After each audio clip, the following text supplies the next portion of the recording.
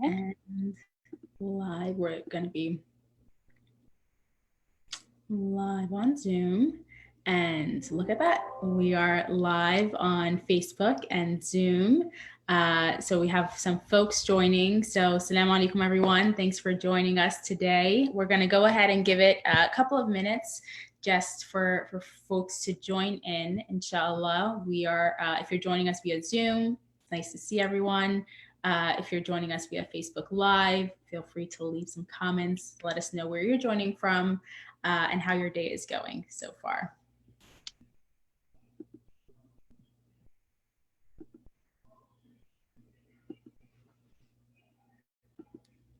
And we'll go ahead and get started in just a minute.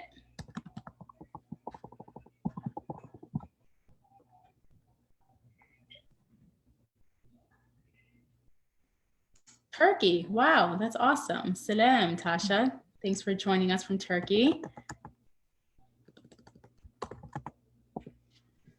And Chicago, Sarah Khan from Chicago. Thanks for joining us in.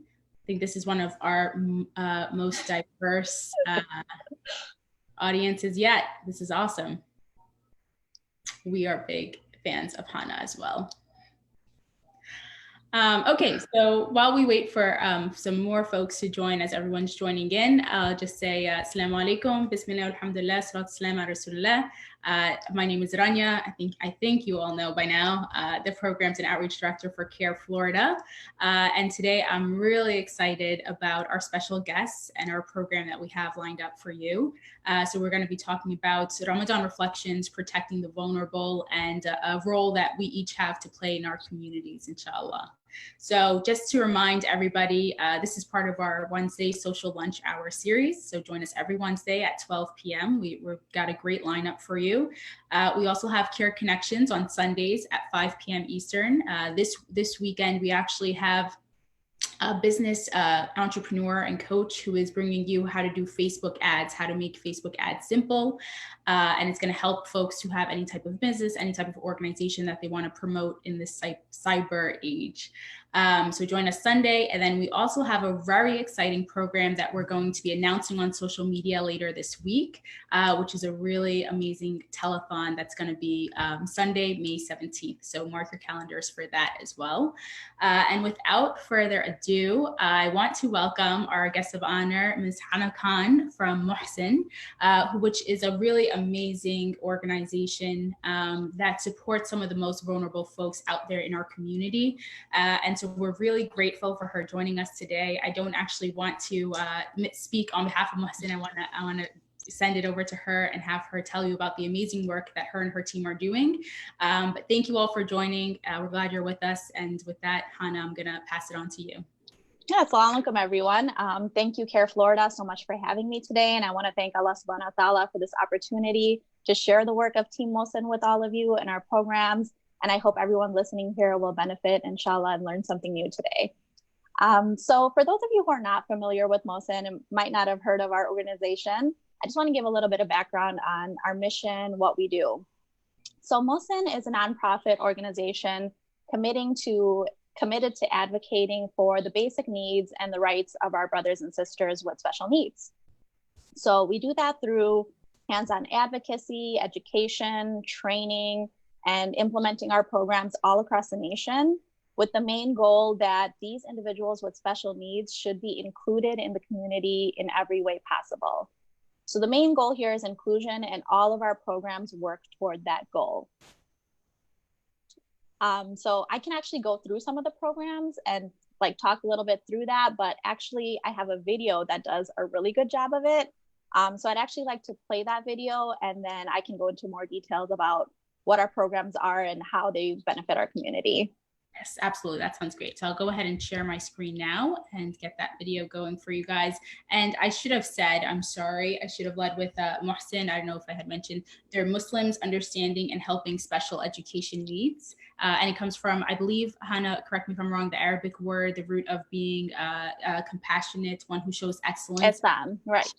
Yes. It's a beautiful word. So it's a really beautiful naming.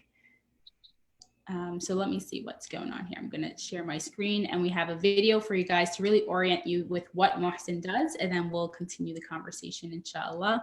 Can everybody see my screen now? Can you see it, Hannah? Yeah, I can see it. Okay, nice. So, bismillah.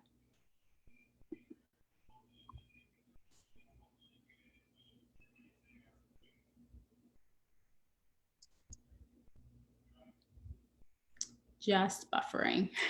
Yeah.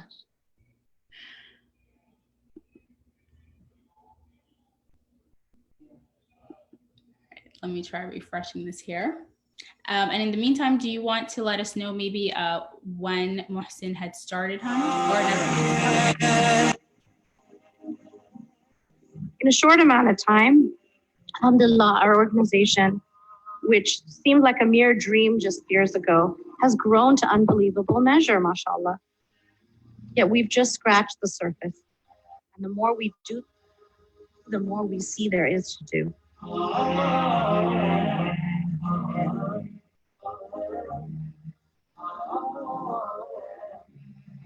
Part of the MASJID certification program is not just making sure there's an elevator or a ramp for our people with special needs. It's also making sure that we're elevating the conversation when it comes to changing the hearts and minds of the community. Open the doors to the MASJID, not just physically, but spiritually, emotionally, and everything in between. It meant the world to them. Now, alhamdulillah, we're definitely armed with some amazing khatibs who have helped us out to be able to give those khutbahs and affect people. That welcomingness is there right from the door to the minbar.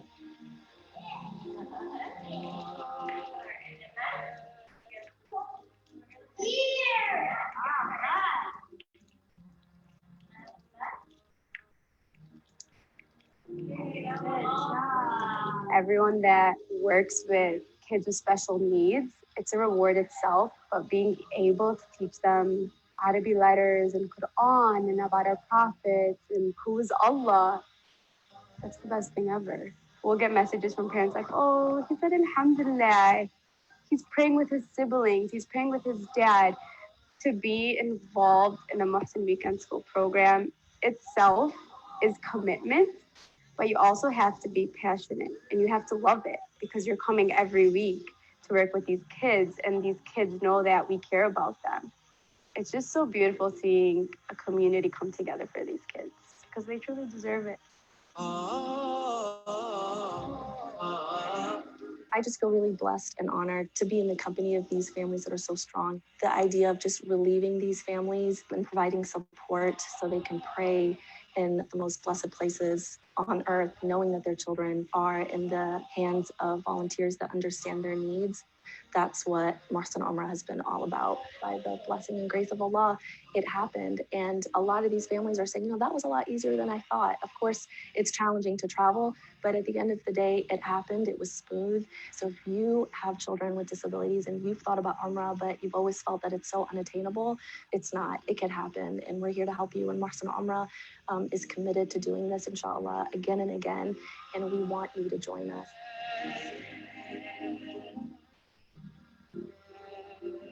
I walk because I support people with special needs.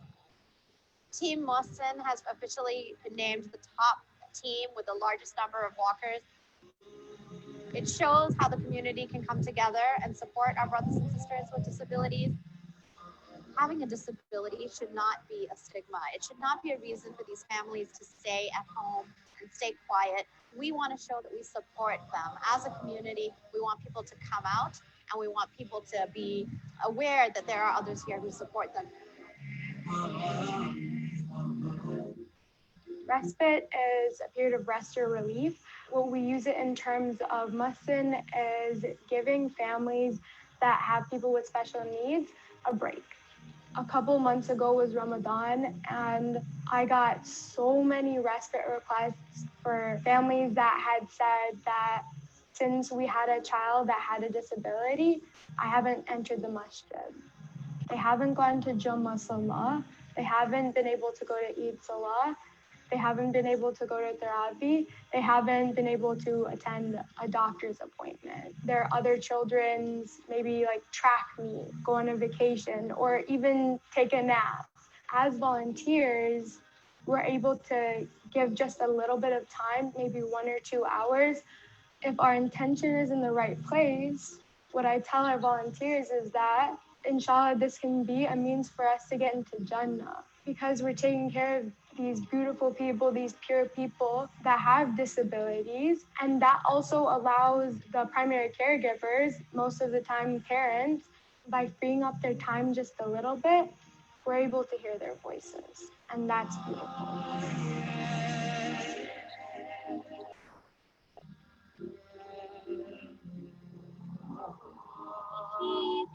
Yay!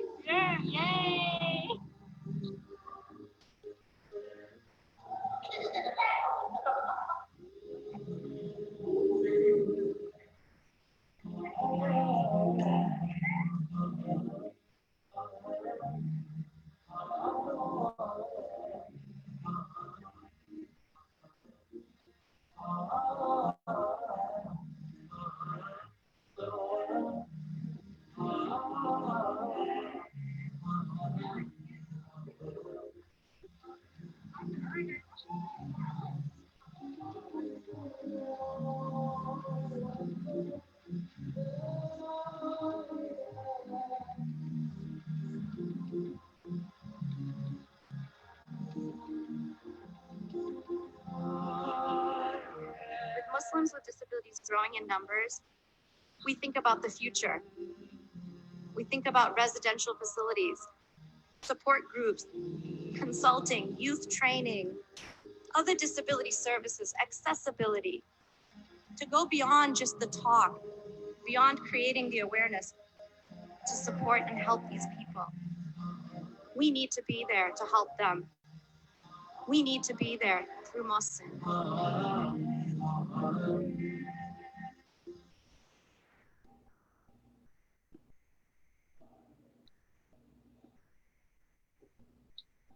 Mashallah. So I should apologize in advance if I get emotional during the call. I haven't slept, and that usually doesn't help at all.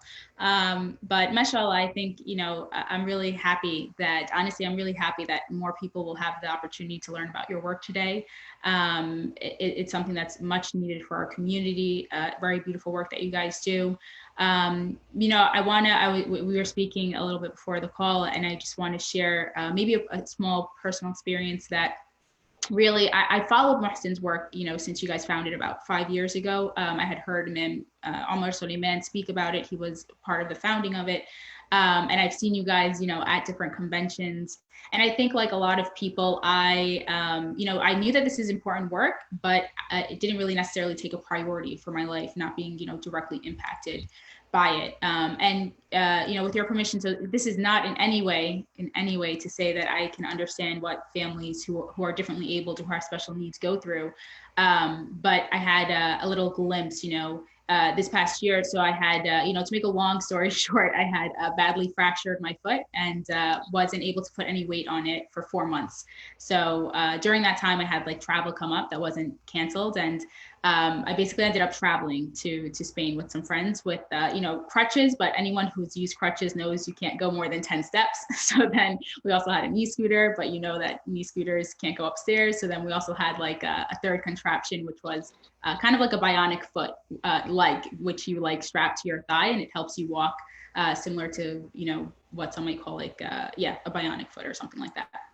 So, you know, during our trip, it was really eye-opening to me. I mean, people, when I say they stared, they didn't just stare, they took out their phones literally and started filming. Oh, wow. And we were like amazed, you know, we didn't know what it was, apparently because these scooters aren't found in Europe. So they thought it was like some alien technology. Right. But, you know, people were definitely absorbed by us. And, you know, it was kind of, we went through phases. First, it was like humor, right? Like, okay, this is funny. Like everyone wants, you know, to take a peek. And then it became annoyance, obviously. So I had to like talk my friends out of starting some fights with some people. But then that actually transitioned to like just emotional fatigue, just like being very draining to always be the center of unwanted attention, right? Exactly, right. And even just the physical barriers that you felt for that short time, even, you know, like going up the stairs, as you just mentioned, can be such a life-altering issue for those with special needs and mobility issues. Absolutely. That's exactly what it was. So actually, I'll share like a very short story that shows exactly that point. So one of the things we wanted to do there was go to a football game, because you can't, you know, be in Spain and not go to a football game. Right. So even starting from like when we were getting on the subway, like you said, it was really amazing to me how our systems are not only not accessible, they're not designed with people with different abilities and minds at all. You know what I mean? Like, how can you have no elevator in a subway system, or how can you put it so far away? And even we were trying to use the handicapped car in the subway, but people also, right? Like they didn't care. They didn't want to make room for us. Right. So that was a really hard day, to be honest. We had trouble with the subway. And then there was a bit of a decline getting to the stadium, which again, I mean, for people like, you know, with wheelchairs or scooters, I ended up flying off my scooter on our way to the stadium. Oh, wow. Everyone had everyone come around me. It was embarrassing, but we got up. And then we went to the stadium. We finally found the door. And then the man who was looking at our tickets, he actually didn't want to let us in. And he said, you know, you can't come in with that being my scooter. And so we're like, what do you mean? You know what I mean? Like I need this, obviously. People have wheelchairs, like obviously you guys have some sort of policy. So he didn't want to let us in. And then my friends started fighting. He doesn't really speak a lot of English. We don't speak a lot of Spanish. My friends are like already up in arms. And then subhanAllah, there was a Muslim brother who worked at the stadium. And so he came over and he said, I'm going to watch your scooter for you. And then we just have to escort you via our wheelchair. We can't bring in external machinery. It's their policy. So then, so then they had someone like come in wheelchair and escort me. They actually had like two people. I had like a bodyguard and the person wheeling me. So, you know, at that point, it was just so much to go through, from like falling to like having people make it so difficult for you. You're just trying to do something simple, right? Which is like, and there's so many obstacles in your way. I mean, at that point, I think I was just like silently crying in the wheelchair. Because, you know, and it's funny, we always kind of exaggerate, like, oh, you think there's a stadium full of people watching you, but there was literally a stadium full of people watching as you pass by. And so when we got to our seats, I actually told my friends, you know, I need a minute. And I went to the bathroom and I just broke down, to be honest. That was like day 8 or day 9 of our trip. And I just broke down. I mean, thank God it was empty, because someone would have been like, some Muslim in the bathroom is crying. Going at it. You know, so my breakdown point was in the FC Barcelona stadium bathroom. And I just remember that the feelings that I was going through was, you know, first of all, just fatigue, just like emotional fatigue of the hardship, whether it's like you said, the physicality of it or the emotionality of it, or just feeling like, you know, you're helpless in some way. You know, also, obviously, I was a little frustrated with myself, feeling like I wasn't being patient with my situation, because even in my struggle, I was still so privileged, right? And I had to recognize that, like, I still had resources, I still had support. And so like, why was I feeling bad for myself? You know what I mean? When I knew that this is something I'm only going through temporarily. Right. And that really led to like a moment of clarity for me, which was like the empathy for Muslim brothers and sisters who are differently abled. Because like I said, like I couldn't handle, you know, 8-9 days. And then right. And I think, just having that empathy is so important, because you know, like you said, it's so debilitating for just a few days, and people have to live their whole entire life like this. Exactly. Yeah. You know? And they don't get a break, and they, you know what I mean? So like, and I don't think that people really understand the mental toll that it takes and the emotional toll that it takes. And I'll just, you know, I'll end by saying that, you know, one of the things is, like during the trip, my late father kept coming up. He passed away like 10 years ago. And I thought that was strange, because I'm not, even though it might not seem like it, I'm not usually one to share my emotions or experiences readily. And, you know, I remember turning to my close friend who was with me and saying, I don't know why my dad keeps coming up on this trip. And she said, of course he does. You feel vulnerable and you want your protector. Yeah. And again, it just clicked. You know what I mean? Like, that is how I felt. And then I realized again that the brothers and sisters who are differently abled in our community, they are the vulnerable. They are the most vulnerable amongst us. And who are their protectors? I mean, we're supposed to be their protectors. I mean, right now, MUHSEN is their protectors, but it's not a job that you guys can do on your own. You know what I mean? But that really solidified that for me, that we are the protectors of the most vulnerable in our community. And unfortunately, we've been severely lacking in that. So I won't make you do it. I'll berate us a little bit. But yeah, it really, you know, it was a change of perspective for me. And I realized that instead of just saying that this is important to me, I want to make sure that I'm actually giving it a priority in my life. And so that's why we were honestly really grateful for you to be able to come to say, thank you for leading this effort that we're all supposed to be responsible for, and to help make people more aware so that we can all have those moments, inshallah. Yeah, exactly. And I mean, I kind of want to touch on what you just brought up about protecting the vulnerable, which is the title of this discussion. So I just want to like talk about that for a moment.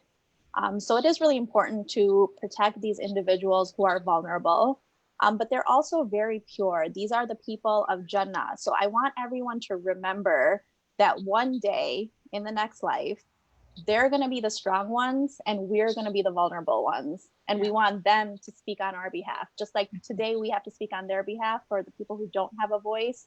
And we have to, like, you know, scream their message from the rooftops. Just like that, in the next life, they will be strong and they will speak for us. And we will want to be in their company, just like now they want to be in our company. Absolutely. You know, so that is something that everyone should keep in mind. Like, whose company do you want to be in? Yeah, SubhanAllah, I'm getting goosebumps because, you know, like, one of the things is like, we have to address it, right? It's just like the stigma and like the bad treatment of people with special needs or different abilities. And it gives me goosebumps because, like, we feel like we are in a position of power over people, right? Or we feel like we are superior in some ways, forgetting that, like, whose dominion is it? You know what I mean? And you don't have power. And in a moment, right, like, you can have perfect health, and in a moment it's taken away from you. Exactly. So, I think that's an amazing point, is to remember that there will come a day where this can very easily be turned.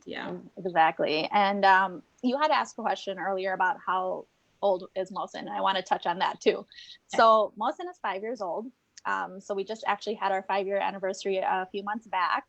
And it's crazy to think about that, because if you think about, you know, this whole, like, our amazing and rich Islamic history of like 1400 years, and only in the last 5 years has our community catered to this specific demographic of special needs, and catered to their Islamic needs. This is the first time really that an organization has done that.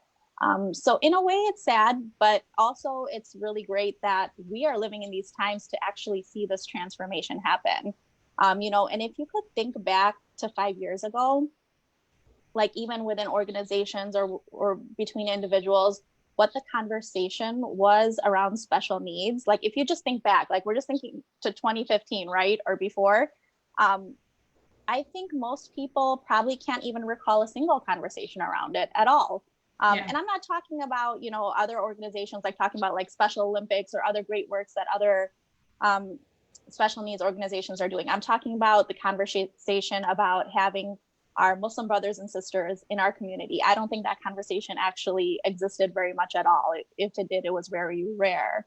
And even within families, like, if you had, you know, a family member with special needs, like whether it's a child, a parent, a cousin, an uncle, people don't even talk about that within their own families, and even extended families. It's like kind of a hush hush, like the stigma that you mentioned. Oh, don't ask questions about that, or, you know, we don't act like this is something different. And, you know, I'm actually not saying that to shed any negative light on the families who feel that they have to do that. I think the point is they shouldn't have to feel that in the first place. And I think it's really the responsibility of our whole community to make sure that they don't ever feel that again. And that's where MUHSEN comes in to, you know, bring the conversation back and, you know, help people acknowledge that this is not something to be hidden or, you know, be embarrassed by in any way, or have any kind of stigma around that. And now, you know, you see this 5-year transformation. That's why I'm mentioning the 5 years, is because you see this transformation over 5 years. How openly are people talking about this now? Yeah. Even you having me here to talk about this is, you know, not something that would have happened before there was an organization that could, maybe even if you wanted to, there's no one to like come speak about it, right? Yeah. So I think that you know, we're almost seeing like this caterpillar turn into a butterfly right before our eyes. Yeah. And you know, we're all really lucky to be part of that transformation. We're just seeing such a change in our community. Families coming back to the masjid, being able to participate in so many events. You could see in the video, like how many different events they're able to come participate in now that they never were able to before, you know? And one thing I actually wanted to share is like, so our 5-year anniversary that we just had, we had like this really big fundraising dinner. There was a lot of people there, a lot of special needs families, a lot of typical families, you know, it was a really packed room. And one of the messages that I got over and over from people after that dinner is that, oh, I didn't know there was so many families with special needs in our community. And I said, yeah, because they don't come anywhere. Yeah. You know, and it's really important for people to understand that just because you didn't see them doesn't mean they weren't always there. You know, just they were always there. They just felt like they couldn't participate. And, you know, we serve like our registered families. So these are only the people that registered, are close to 1,000 families. And as an organization, you know, like if you ask 10 people to register, 2 people will register. So, you know, the numbers that we serve is high. It's not like we're serving 1 or 2 Muslim families here and there. These are, you know, families all across the nation, and they're quite large in number. And I think that there's a huge untapped number as well that we haven't even gotten to yet in our 5 years. Yeah. No, I think you heard that beautifully. First of all, mashallah, it is really heartwarming and really amazing how far you guys have come. And inshallah, you know, may Allah subhanahu wa ta'ala allow you guys to really expand everything that you do. And I really love how you framed it. You know what I mean? That, yeah, these people, you know, these individuals, these families, they've always existed, you know, just because we weren't aware of them, or that's the issue, right? It's like, that's the obligation that falls on us. That's our shortcoming. And I think part of that is just, to be honest, like, especially for folks like myself who haven't necessarily been directly impacted in our families, or with, like, you know, our close network, that's part of the process of becoming an ally, of becoming a good advocate. Is like, some of it we just have to understand that we don't know, and like we have to come to you guys to learn, right? And to understand better the things that we don't know. And that's why sessions like these are so important. And I would say that you know, I think that as the more that we keep talking about it, because even like anything that's new, you know, it's awkward at first, right? Like, you don't know how to talk about it, you don't know how to approach it. But that's what this process is about, you know, start with today's social lunch hour, then go and do some research on your own, reach out to MUHSEN, and then, you know, from there, it will become a very normal part, inshallah, integrated to our usual community affairs. And so actually, I do want to get into a little bit of the programming. So we saw in the video that you guys have a lot of different programs. Can you touch a little bit more about that, and also how we can, you know, bring it to our own communities and how? Oh, definitely. Yeah. So one of the programs I want to touch on is the MASJID certification program, because that's almost like the base to bring more programs in. Okay. So what the MASJID certification program is we have created a checklist of items for masjids to complete to say they are MUHSEN certified. And I want to just clarify that those checklists, there's different levels of certification. Okay. There's like silver, gold, platinum. So they don't have to do like everything all at once. Definitely not. They can just start with really just getting the bare minimum and get their masjid like ready to have the special needs community come back. And also there is no cost to the masjid to become certified. So there is no financial barrier for them whatsoever. So all they have to do is want it. All they have to do is like want to be a better masjid and come to us, and we're going to help them through the rest of that certification. And just to give you a couple of examples of what certification involves, it would be like there's a physical piece to it, such as like wheelchair access, right? Can someone from a wheelchair come from the parking lot into the building, make wudu in the bathroom, and go to the prayer hall and pray? So that's not always accessible to them. So either, you know, they need to do some upgrades in the bathroom, or, you know, add a ramp or whatever. And again, MUHSEN is here to help with those additions. And then there's things like Braille Quran for those who are blind. The deaf community should be able to request an ASL interpreter if they're interested in joining a lecture or a khutbah. They should be able to request that interpreter to be there so that they can participate as well. There should be closed captioning on, you know, if you have like a screen, if you have, you know, sometimes they have like message boards, closed captioning on there is like really helpful. And again, like I said, we don't have to do this all at once. I'm just giving examples. And then there's the other side of that, which is like the programming. So one of the things is that they have to have 4 special needs khutbahs per year discussing this topic of disabilities.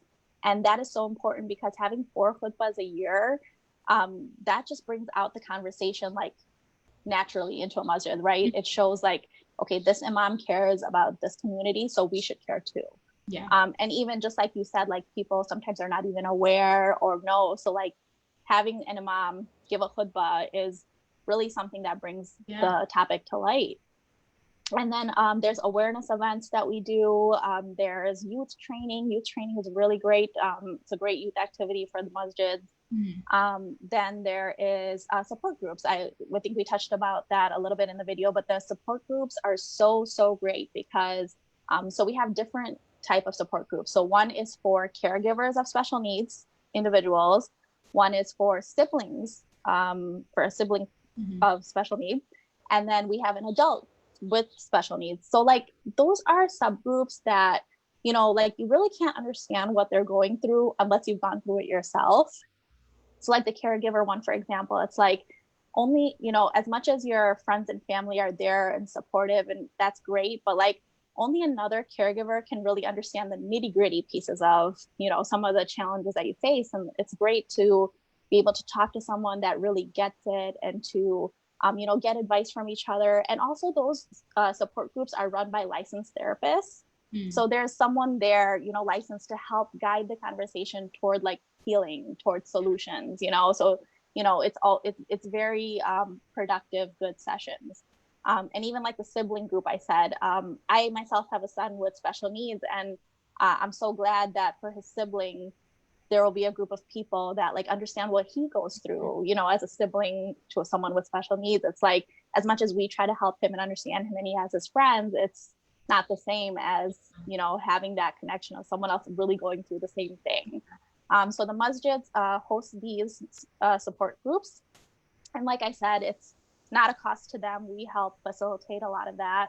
And I think the important thing besides this checklist, like, yeah, the checklist is important, but what the real important thing is that these masjids that are Muslim certified are telling the world that our leadership cares about these people. You know, like, it's not just about doing like 1, 2, 3 on a checklist. It's about like, we care about this community. We care about supporting them to come back. And when the leadership has a certain feeling, that will trickle down to the people, you know, like it's always the case. Like the way a leader acts, the way, you know, like the board of a masjid acts will always trickle down to their community. So it's really important for them, you know, like to have that interest to become Muslim certified. And that really says a lot more about them than even actually getting the certification. It's the fact that they want this and they want to be better.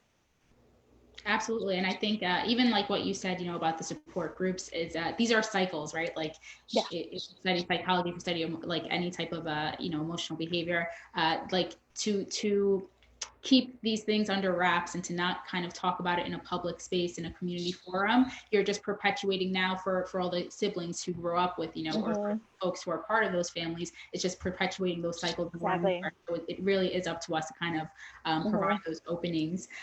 So we do actually already have some questions coming in and some comments, which I'd like to share. But first, I want to just, you know, a couple of clarifying points I had. So I love in the video that the brother said, you know, it's not just about making the masjids physically accessible, but emotionally accessible, you know, accessible on a community level, that you want people's presence to be a part of that.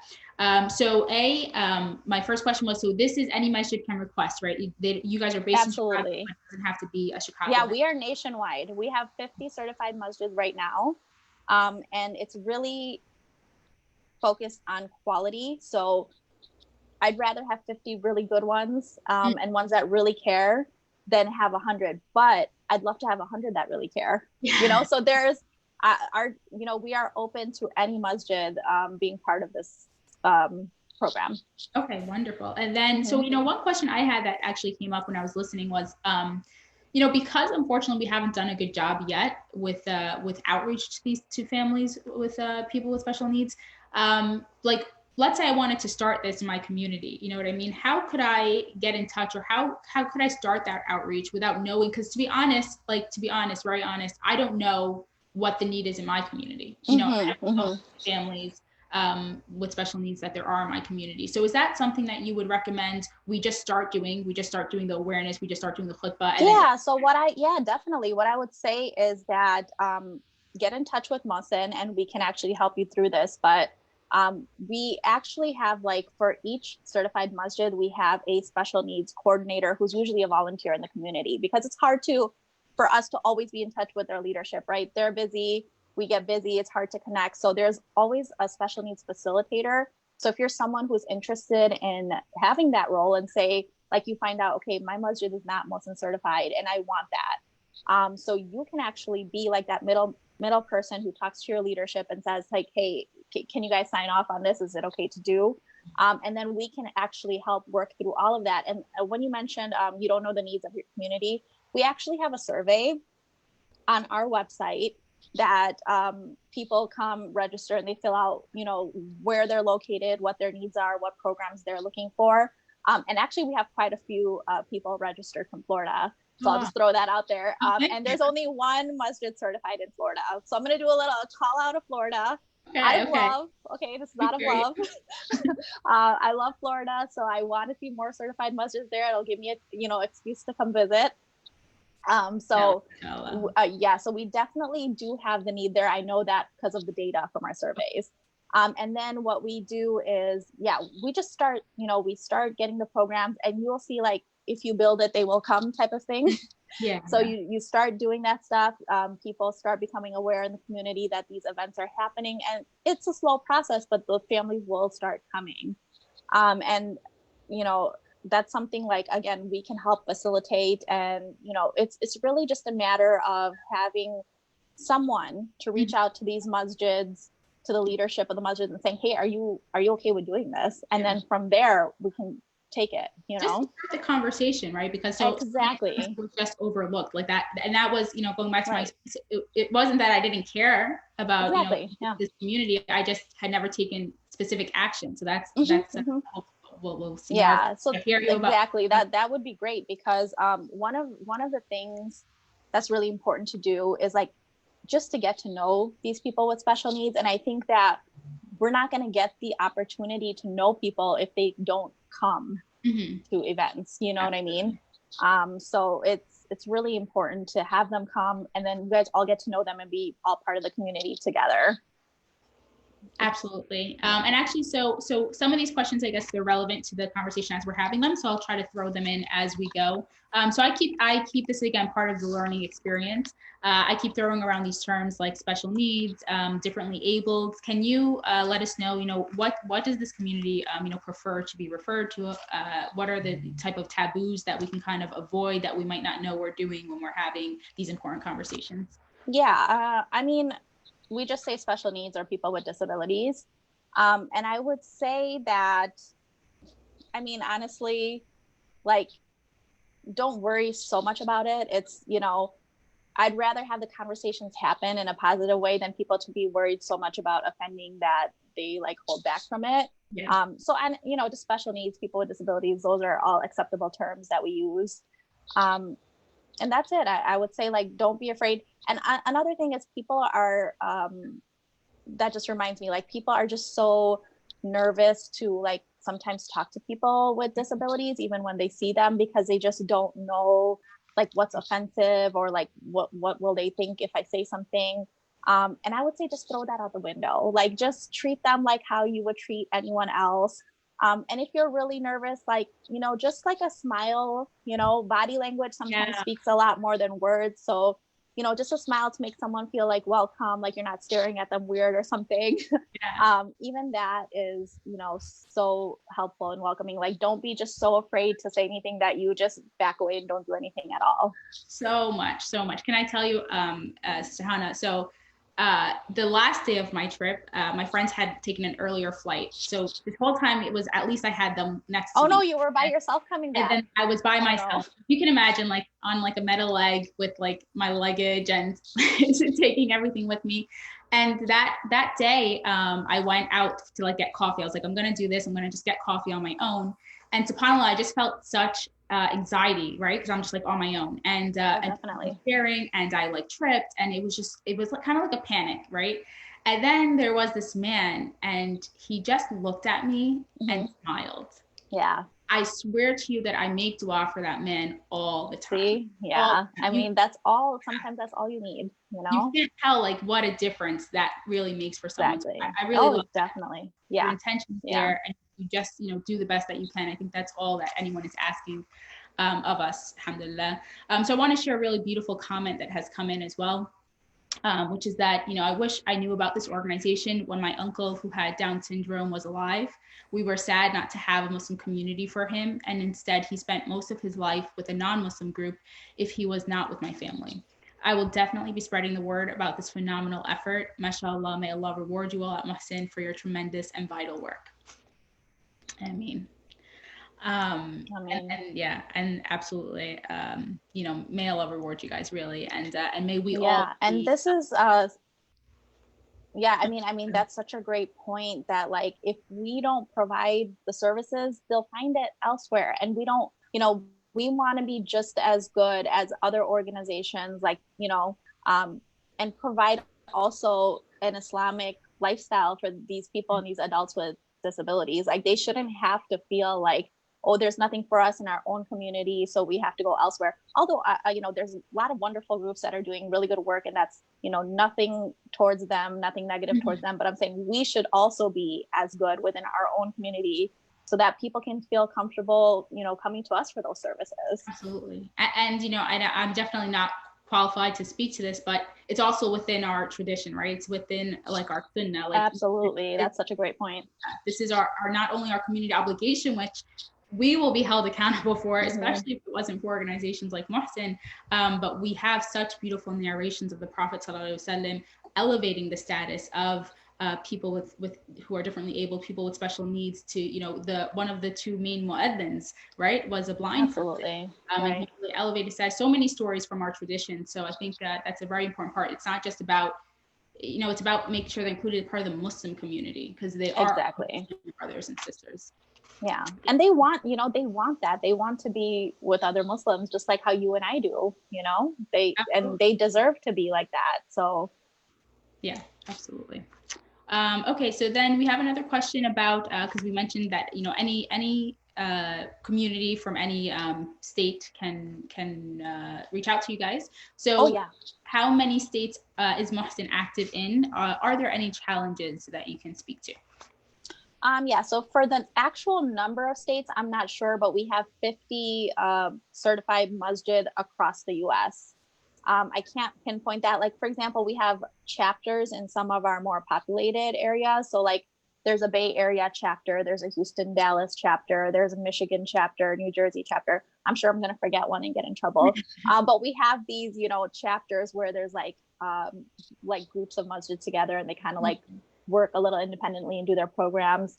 And so I can't name exactly every state, but what you can do is actually go onto our muhsen.org website, and under programs, there is a tab called MASJID certification, and that actually lists all of our MASJID there who are certified. The challenges that we face in certification is really the collaboration with the MASJID itself. So like I said, the 50 that we have are like the quality, good, leadership that wanted to work with us and wanted to, accomplish the same goals as us. So that's always going to be the challenge. It's the want of the community leaders, if they want this or not. So that's, the biggest challenge we face is like, if we don't get response, or, they're just really not interested in the program. But again, like that's where, the community has to speak and say, we want this, we want to bring it, Definitely. Yeah. I mean, that's a good point, because just to touch on that for a second, I mean, okay, we've already covered that this there shouldn't be any obstacle to this, right? Like this is exactly, there's no financial barrier whatsoever. And even they don't do like, it's not really a time commitment from them, because we, like I said, we usually have a special needs coordinator from the community that does a lot of like that coordination and planning, and then we work with them as well. Yeah. So I'm not really sure what the barrier they feel is, and I'm sure they have their valid reasons of like, you know, being really busy or whatever, you know, their priorities are. So, you know, we just have to kind of like find masjid that really mesh with our goals. Yeah. Mashallah, Sister Hannah, you're making excuses for our brothers and sisters. I think very highly of them. I was gonna say that, you know, we know that this is part of our faith, but unfortunately there are still a lot of like cultural barriers, right? There's a lot of like baggage that we sometimes bring from coming from different cultural backgrounds. And so I think it's a really excellent point that you brought up as well. Like if you're having a roadblock with a single leadership or like one person, because maybe that person has preconceived notions, like A, maybe that person needs to be educated, and then B, that doesn't mean that you guys can't go more of a grassroots route, right? And you guys create a group, a coalition, a group of families that's advocating for something. It's going to be much harder to kind of say no to. So exactly. Avenues. Appreciate that. So, but aside from that, you know, you guys have really seen success as far as when you have the commitment of the community. Oh yeah. So also like in, so if a masjid is certified, then we have the option of bringing in weekend school. So I really want to touch on weekend school really quick, because that is such a big need for our community. You know, if anyone who has a child or ever wants a child in the future, you know, the first thing that comes to your mind, right, is that you want them to be a good Muslim. Like that's just a standard default mindset, I believe, for most people. So I think most families, you know, when you have a child, you're like, okay, we're going to put them in weekend school and get their Islamic education. And most of us growing up probably did the same thing. Like we had a teacher or a weekend school or something to go to learn just like the basics of just like, you know, Quran and letters and learning about stories of the prophets and things like that. And to think that like such a thing that is taken for granted is not available to all of these kids is so like mind-blowing. You know, the fact that we can't offer an Islamic education to this segment of people is just so sad. And so those 15 schools, like, I'm just so happy they're accommodating for every single child. Our weekend school coordinator is amazing. She is has her master's in special education.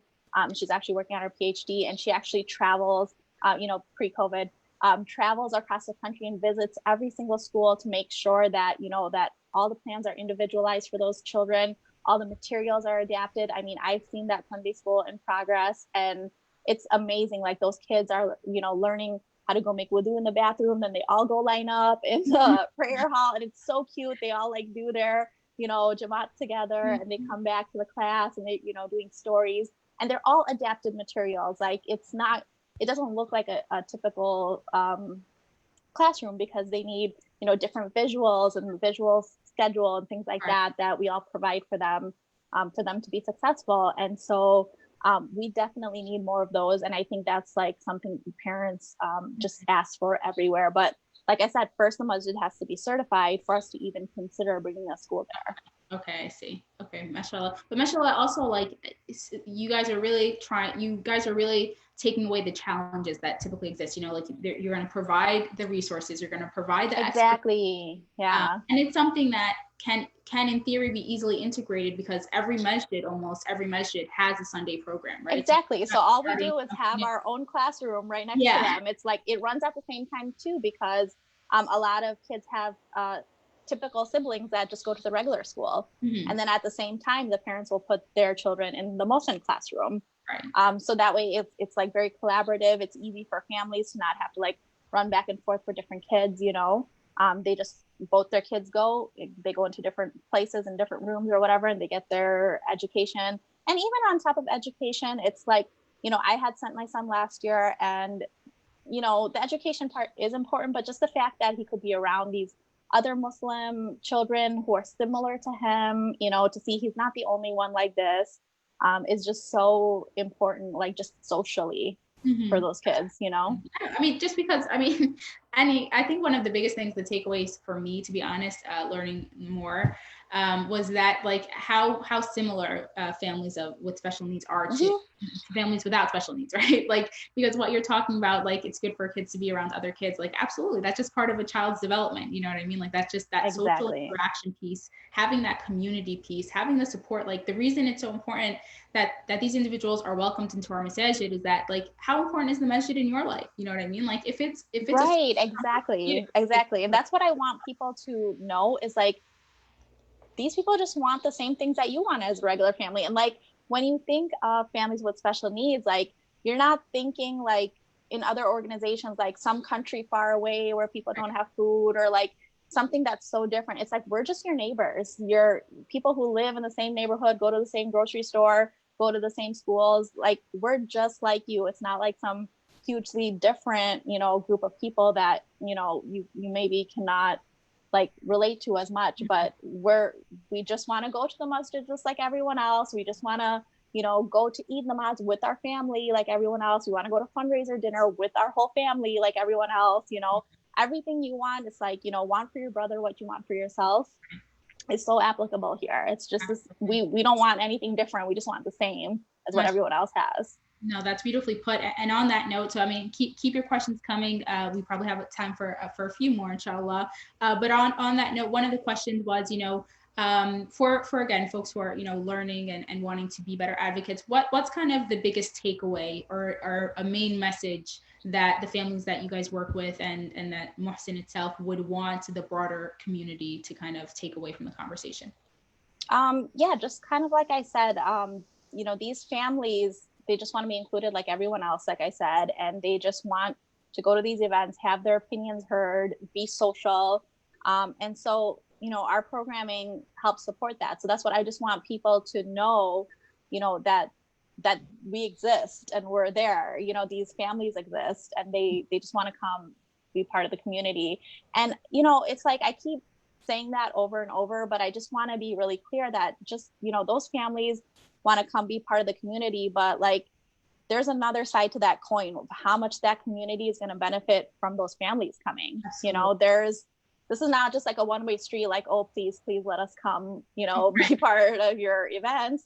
It's when you see, like, I mean, I hope that some of those messages came through in the video, how much you see the people benefit from the special needs individuals, like how much empathy they gain, how much their eyes open, and these people with special needs, like they're just, you can just love them. Like honestly, like they're so funny, they have so much personality. They're just like regular people except funnier, you know. So I mean, they really enrich the lives of the community as well.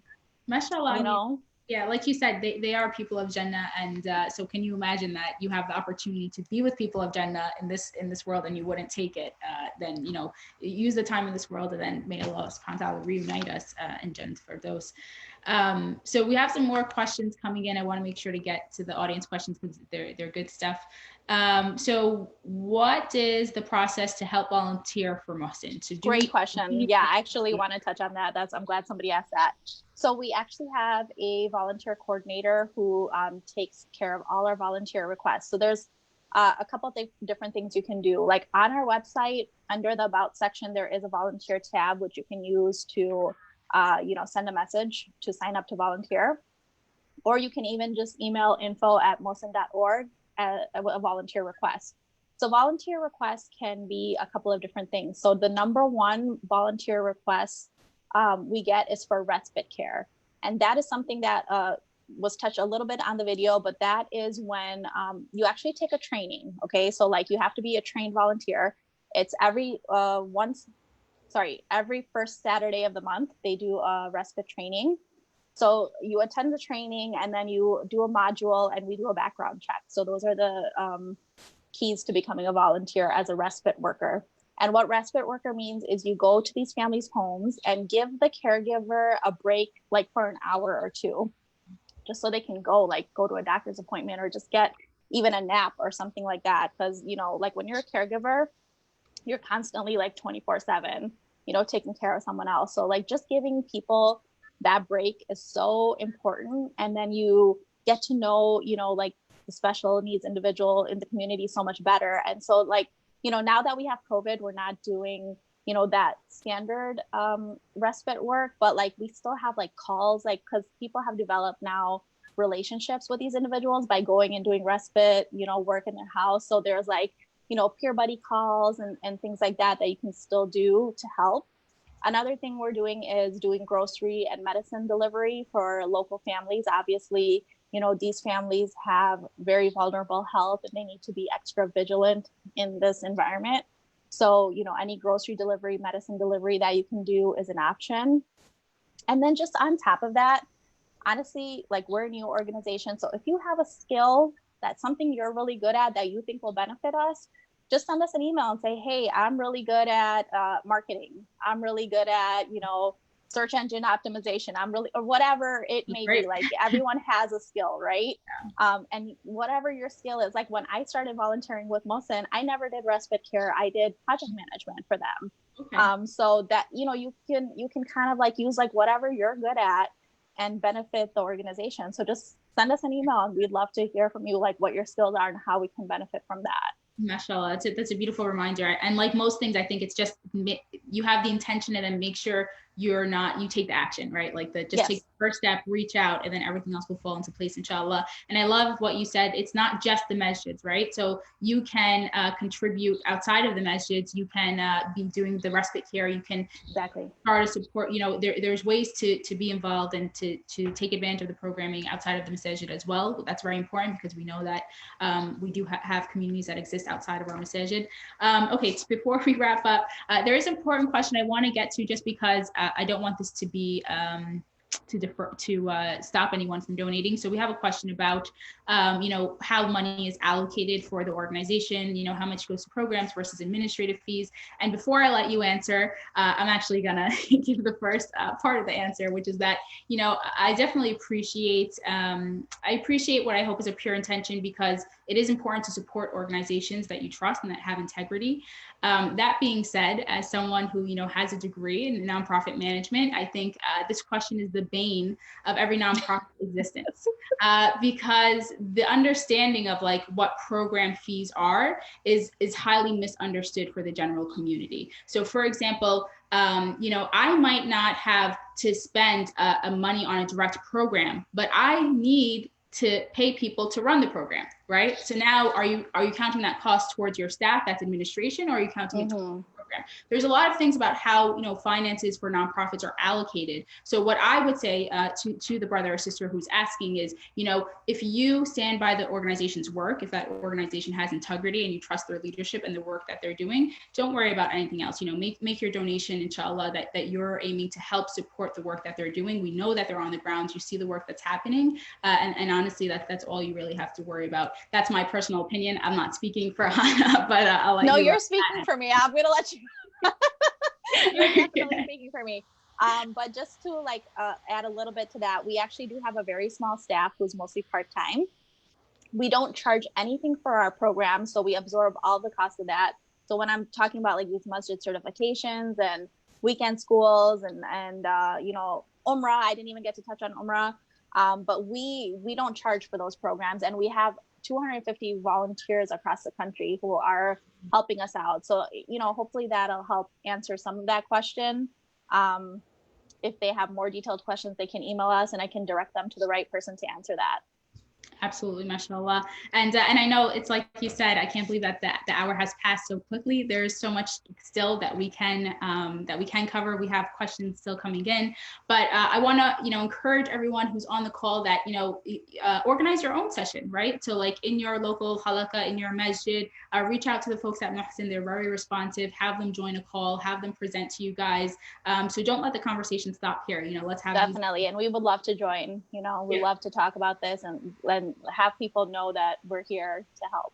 Absolutely. And, as we reflect on, the Ramadan reflections, the theme for the past few sessions, it's, blessings and challenges. Even in COVID, we have challenges, but also blessings of like being home and being with our family. And in the same way, it's kind of how I view our families with special needs, is that, so many challenges that they face, but also they are blessings to our community. So inshallah, we can appreciate them for what they are and actually take the steps to better show them that and better live up to our obligation to protect them as we should be.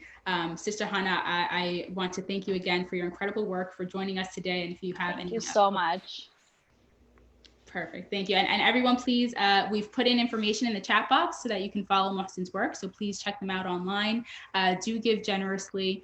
This is probably the only time in the month I might get in trouble by my ED, but the only time in the month I'm not fundraising for CAIR. But Muhsen does incredible work as well. So please check them out, donate what you can, and most importantly, get involved, get your community involved so that we can fulfill our obligations, inshallah ta'ala. Thank you guys for joining, and we'll see you next week. Assalamu alaikum wa rahmatullahi wa barakatuh. Assalamu alaikum.